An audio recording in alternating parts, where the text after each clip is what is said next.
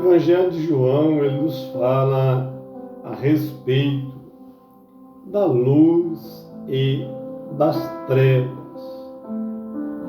Olá, meu amigo e minha amiga, meu irmão e minha irmã em Cristo. Deus seja louvado na vida de cada ouvinte do nosso canal Interação Cristã. Amados, o conceito de luz e treva, certo, errado, vida, morte, pecado, tudo isso João, ele nos mostra de maneira muito simples, muito eficaz, né? O Evangelho de João, ele se destaca por duas características. Primeiro, pelo grau de revelação que ele traz para a igreja de Deus. E quando a gente olha João, ele faz relatos muito simples, tendo em vista que, ao contrário dos demais evangelhos, João viveu a sua vida para o reino de Deus. João, ele veio comissionado. João nasceu especificamente com um propósito único: preparar o caminho do Messias, preparar o caminho de Jesus Cristo. João não frequentou nenhuma escola bíblica, João não frequentou a escola dos profetas, João viveu a sua vida muito simples e toda a história de João, toda a vida de João, ela foi vivida em prol do reino de Deus. João, ele é o precursor, ele é aquele que anuncia, ele é aquele que divulga a vinda, é aquele que prepara o caminho. Ele mesmo deu esse testemunho quando ele foi questionado, quando os doutores daquela época, os estudiosos, imagina, meu amigo e minha amiga, imagina o prejuízo que João trouxe para as escolas de profetas. Imagina o prejuízo que João, ele trouxe ali para os estudiosos daquela época. Eles ficavam sem resposta, sem compreender quem é João. Tanto que mandaram irem interrogarem João a respeito de João. Chegaram ali os mensageiros dos saduceus, dos fariseus, dos doutores, dos teólogos daquela época, e questionaram João. João, quem é você, João? Por que você prega? Por que você batiza? Por que você está fazendo tudo isso? Você é um profeta? João disse, não sou profeta. Disseram, você, então, quem? É o Messias? João disse, não sou o Messias. Quem és tu, João? Nos dê a resposta para que a gente possa levar para os nossos senhores, para aqueles que nos enviaram. E João diz, eu sou a voz que clama no deserto. João, ele está dizendo que o papel dele é anunciar o reino de Deus. Não se dando por satisfeito, os mesmos doutores vieram até João um dia que João estava batizando, ali às margens do Rio Jordão, a fim de serem batizados e de se introduzirem no meio do povo que estava ali próximo de João, com o único intuito de saber mais, de pesquisar, sobre a vida de João. E João os advertiu, os repreendeu, não os batizou. João recusou batizar, disse, raça de víboras, Quem os induziu a fugir da ira de Deus, João traz a atribuição de que a conversão precisa ser genuína, verdadeira, não de uma forma cultista, religiosa, como muitos têm feito. E João, ele explana, ele fala a respeito de Jesus Cristo com uma propriedade, né? Com uma intimidade, com uma doçura que a gente não vê nos demais evangelhos, nem de Lucas, nem de São Marcos, nem de Mateus. E João, ele vai fazer menção de Jesus Cristo como Rei, como Senhor, como autor da vida. É isso que ele diz a respeito de Jesus Cristo. Bem, quando João ele menciona a respeito da pessoa de Jesus Cristo, ele não deixa a desejar em nenhuma parte dos seus relatos. Ele fala de Jesus homem e fala de Jesus na sua glória. João atesta o nascimento de Jesus Cristo, a natureza humana de Jesus Cristo. Isso não pode ter nenhuma dúvida, o crente não pode ter dúvida quanto isso. E a gente vê pessoas que se dizem cristãos, seguidores de Jesus Cristo, mas elas ainda têm dúvidas sobre a pessoa de Jesus. Você chega no irmão e fala, Jesus é homem? O irmão fica em dúvida se Jesus é homem, se Jesus é Deus, se Jesus é o Filho de Deus. E alguns dão aquelas respostas automáticas. Não, Jesus é o Filho de Deus, mas como que ele é Filho de Deus se ele nasceu de Maria? A pessoa já ali já fica confusa. Não, mas ele é Filho de Deus, mas foi concebido pelo Espírito Santo. Então Maria é mãe de Deus? Aí a pessoa já entra em colapso de novo. Então, se existe algumas características do Evangelho de João que nos ajudam a compreender. Por isso que ele diz, olha, ele é muito antes de mim. E aí os fariseus da época ficam sem chão. Mas como que João fala que este homem, João há pouco estava batizando, agora vem este, João diz que ele é antes dele. João diz que esse estava no princípio da criação do mundo, mas quantos anos tem esse camarada? Esse camarada nasceu aqui na nossa região, a gente conhece o pai, conhece a mãe, como que ele pode ter? Como que ele pode existir antes da fundação do mundo? João é louco. E é exatamente isso que eles tentavam comprovar, testar a insanidade de João. Pensa numa coisa. Pensa numa confusão que João causou naquela época. Vem João, convoca as pessoas ao arrependimento, as pessoas ficam ali atônitas, aflitas, se batizam, né?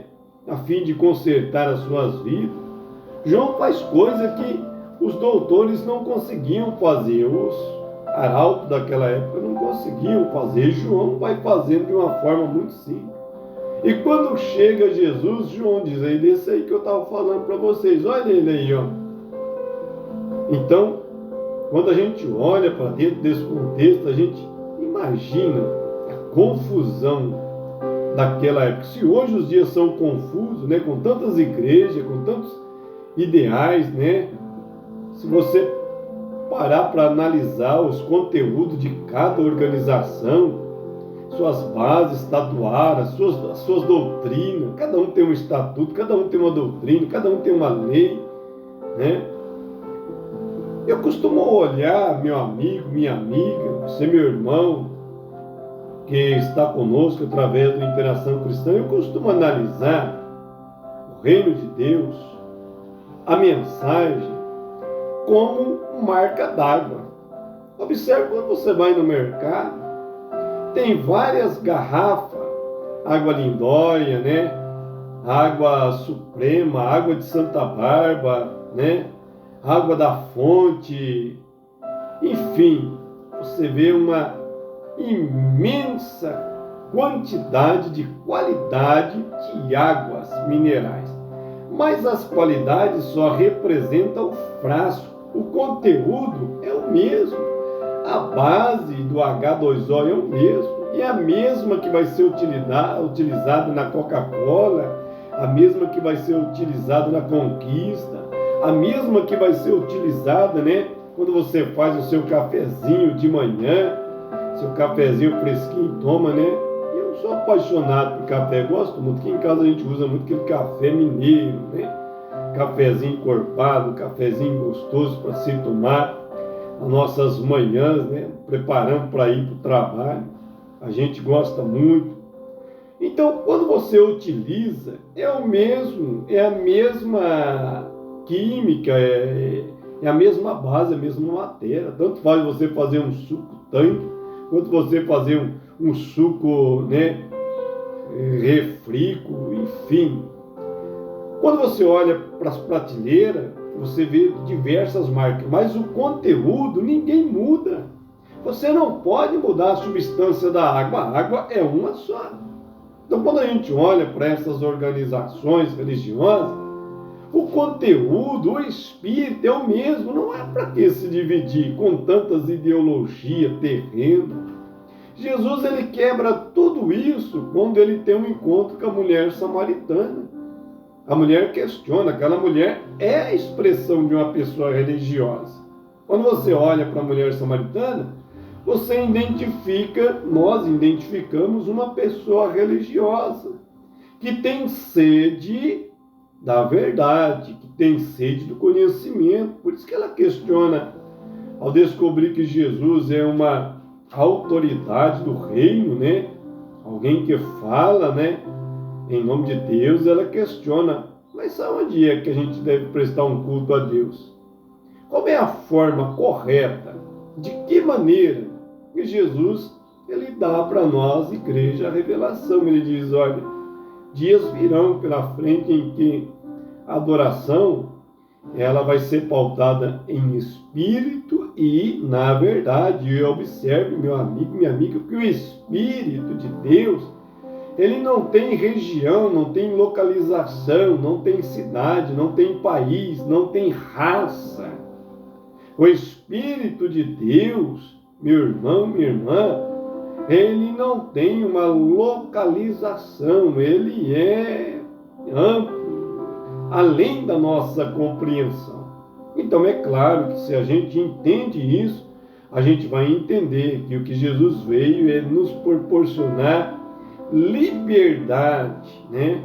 Observe que Jesus, ele nunca falou em nome de organização, e quando ele deu a missão para os seus discípulos, ele não disse para os seus discípulos que deveriam ir fundar, ser fundadores de igreja. A igreja surgiu, né, como base de comunhão. A igreja cristã, a igreja evangélica, ela deve ser sempre base de comunhão e não de lideração. Porque quando a igreja ela deixa o foco da comunhão para se tornar liderança, aí é que entra a divergência, como havia divergência com os discípulos. Eles se divergiam, ele tinha seus desentendimentos, mas numa coisa era unida na base, na concentração da fé, no foco do reino, no foco de Jesus Cristo. Isso não se dividia. É como o exemplo que a gente deu. Há diversas marcas, mas o conteúdo, a água, a substância, a base, ela não pode ser mudada, não pode ser alterada. Independente do que se usa para fazer café, para fazer um vinho, para fazer um suco, para fazer qualquer outro tipo de qualquer coisa, né? A substância, a base é a mesma, não pode ser alterada. E hoje a gente vê organizações tentando alterar, né? Ou adulterar, né? Para ser mais específico, aquilo que não pode ser mudado. O apóstolo Paulo diz que aquele que edifica deve respeitar a base, o alicerce, que já foi preparado. O alicerce é a palavra, o alicerce é aqueles fundamentos que Jesus implantou. Isso não pode ser mudado. É por isso que João ele dá essa visão de Jesus Cristo. Por que nós estamos dizendo isso? Porque quando a gente olha para Jesus como luz, como fonte de salvação e de vida eterna. Então isso traz algumas atribuições para a vida do crente. Então, se o crente está na luz, né? Se uma pessoa ela está na luz desta palavra, volto a dizer, na luz da palavra, na luz de Jesus Cristo, não é na luz doutrinária, não é na luz, né, visionária da organização, mas é na luz da palavra. Luz da palavra. É isso, meu irmão, minha irmã, que nós precisamos, que a igreja precisa entender. E olha que João ele fala a respeito da luz. E João diz: a luz, ela resplandece nas trevas, mas as trevas não têm poder nenhum sobre a luz. A luz vence as trevas. Eu gosto muito dessa expressão, meu irmão e minha irmã, porque ela identifica os verdadeiros cristãos.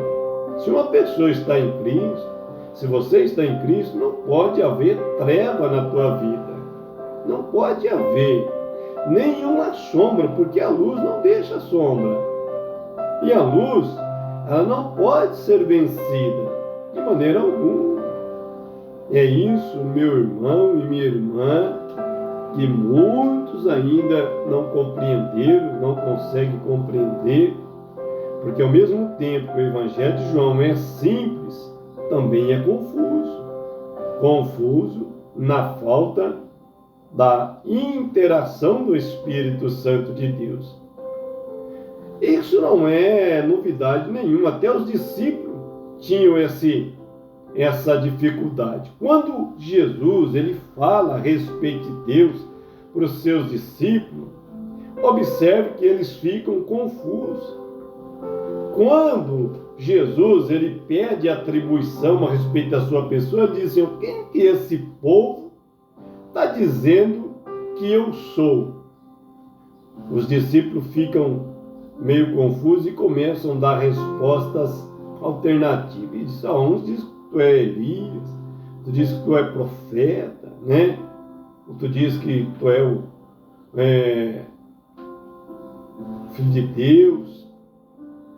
Aí Jesus ele traz a atribuição para si e pergunta: mas e vocês, igreja? Aqui os discípulos é a representação da igreja. E Jesus diz: mas e você, igreja minha? Sabes quem eu sou? É isso que Jesus está dizendo. Me conhece de fato, de verdade? O que eu sou para vocês como igreja?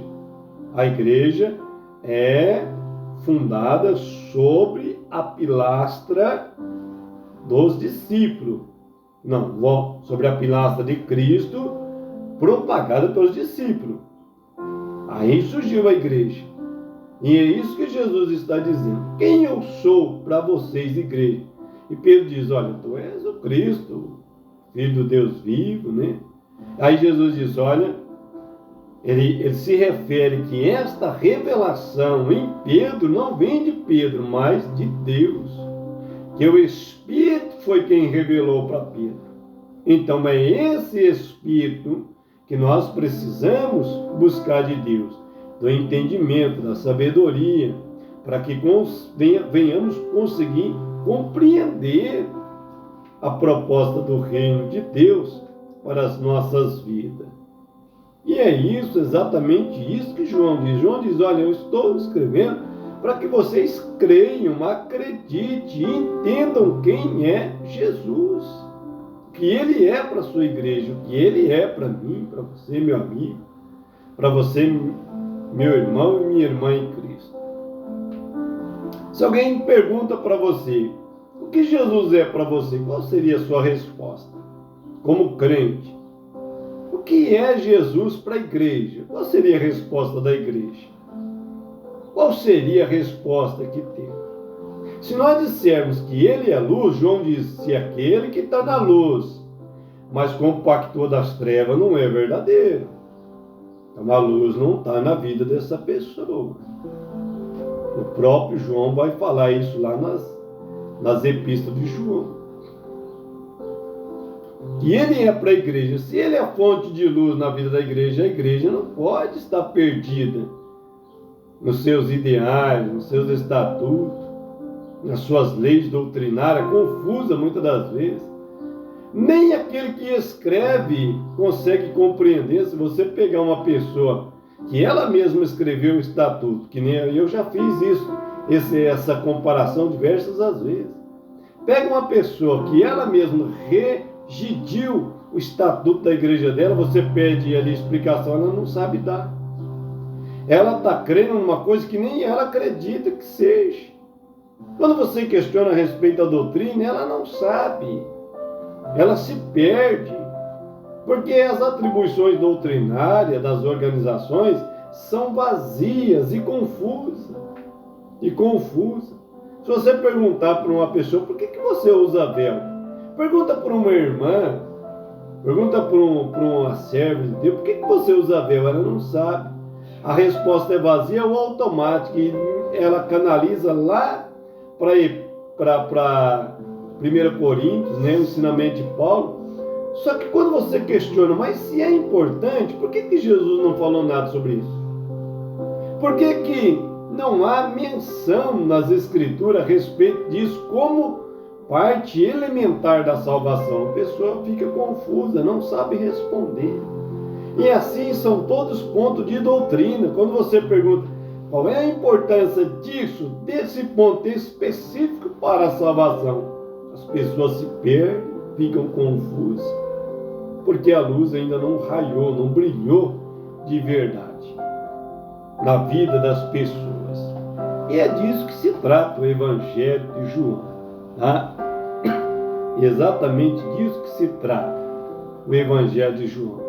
Trazer revelação de Jesus Cristo. Olha o que esta passagem aqui em João 3, que vai falar a respeito de Nicodemos, para nós encerrarmos essa grade. Havia entre os fariseus um homem chamado Nicodemos, membro supremo do tribunal dos judeus. Olha a posição desse homem, que é alguém mais social que esse homem, mais compreendido, mais vamos dizer, sábio, ou mais influente que Nicodemos. E Nicodemos também teve desejo, como a mulher de Samaritana teve desejo. Nicodemos também teve. Porque nós vivemos dias que tanto sábio quanto aos nestos têm desejo do conhecimento. Tem desejo, tanto sábio como os leigos. E como a mulher questionou Jesus, Nicodemos também vai questionar Jesus a respeito da salvação, do que é preciso para entender, porque Nicodemos também não está entendendo nada. Nicodemos nunca viu o que está acontecendo, cego vendo, coxo andando, paralítico andando, pessoas sendo libertas, curadas, saradas. Nicodemos está confuso. Que reino é esse? Que mensagem é essa poderosa que João pregou? E agora a gente vê este homem chamado Jesus, este filho de Maria com José, fazendo essas coisas. E ele vai então procurar saber de Jesus Cristo. Ele vai procurar entender o que está acontecendo. E Jesus fixa os olhos nele e fala assim: olha, Nicodemo, se não nascer de novo, e nascer da onde? Da água. Por que água? A água não muda. Lembra que nós falamos? A base é uma só. Por mais que seja diversa as doutrinas, os estatutos das organizações, a base não pode ser alterada, não pode ser mudada. E Jesus diz assim: não nascer da água,